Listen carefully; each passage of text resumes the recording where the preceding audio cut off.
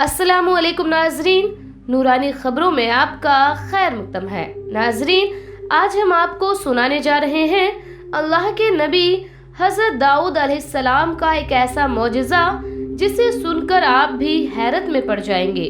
یہ واقعہ ہے اللہ کے نبی حضرت داؤد علیہ السلام اور ان کے ہاتھ میں لوہے کے پگھلنے کا۔ جی ہاں ناظرین، سننے میں عجیب ہے لیکن یہ حقیقت ہے۔ اللہ کے نبی حضرت داؤد علیہ السلام اور ان کے ہاتھ میں لوہا پگھلنا۔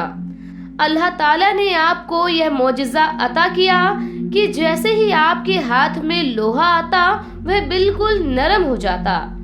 تو کیسے ہوتا تھا یہ معجزہ اور آپ نے اس معجزے کو کس طرح سے استعمال کیا، یہ جاننے کے لیے ہماری آپ سے مؤدبانہ گزارش ہے کہ ویڈیو کو آخر تک ضرور دیکھیں۔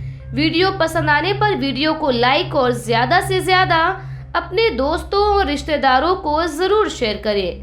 اس کے علاوہ ناظرین، اگر آپ نے ابھی تک ہمارے چینل نورانی خبریں کو سبسکرائب نہیں کیا ہے تو سبسکرائب کر پاس ہی میں لگے بیل آئیکن کو ضرور دبائیں تاکہ ہمارے چینل پر اپلوڈ ہونے والی لیٹسٹ ویڈیو کی نوٹیفیکیشن سب سے پہلے آپ کو ملے۔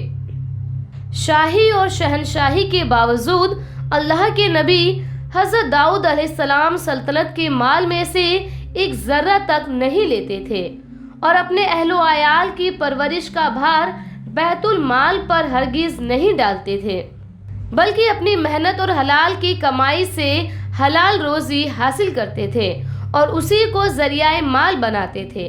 چنانچہ اللہ کے نبی حضرت داؤد علیہ السلام کی اس ادا کو حدیث صحیح میں اس الفاظ کے ساتھ سراہا گیا ہے۔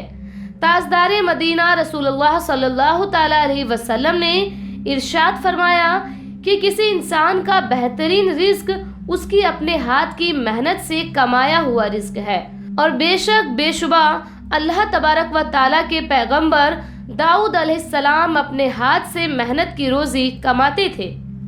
شیخ بدر الدین آئینی علیہ رحمان فرماتے ہیں، اللہ کے نبی حضرت داؤد علیہ السلام دعا مانگا کرتے تھے کہ اے خدایا ایسی صورت پیدا کر دے کہ میرے ہاتھ کی کمائی آسان ہو جائے، کیونکہ میں بیت المال پر اپنے معاش کا بوجھ نہیں ڈال سکتا۔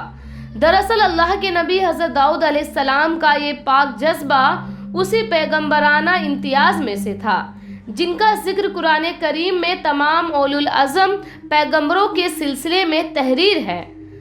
ہر نبی، ہر پیغمبر جب اپنی امت کو پیغام الہی سناتا ہے تو اس کے ساتھ ساتھ یہ بھی کہہ دیتا ہے کہ میں تم سے اس خدمت کا کوئی معاوضہ نہیں چاہتا، میرا معاوضہ تو اللہ تبارک و تعالیٰ کے ذمہ ہے۔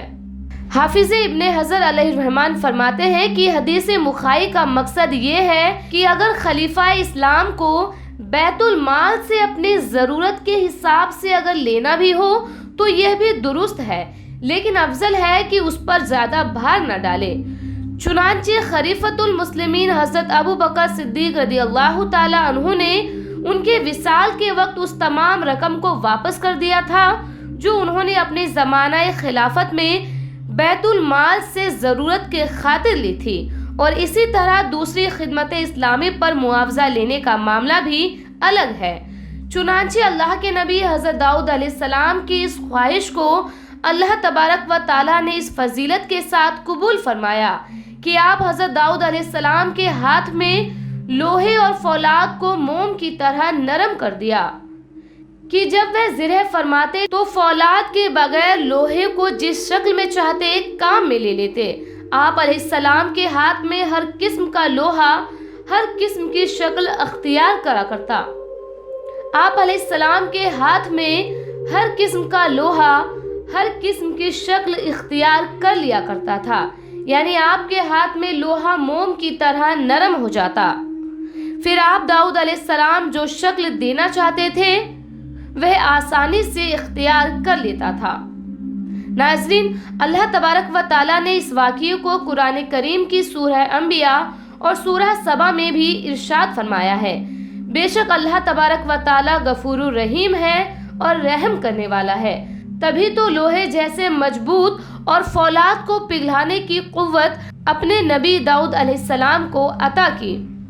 ناظرین، اگر ہم بھی صدقے دل سے اللہ تبارک و تعالیٰ سے اپنی مشکلیں بیان کریں اور اللہ تبارک و تعالیٰ سے اس کے نجات کی دعائیں مانگیں، اپنی روزی برکتوں کی دعا مانگے، تو اللہ تبارک و تعالیٰ ضرور قبول فرماتا ہے۔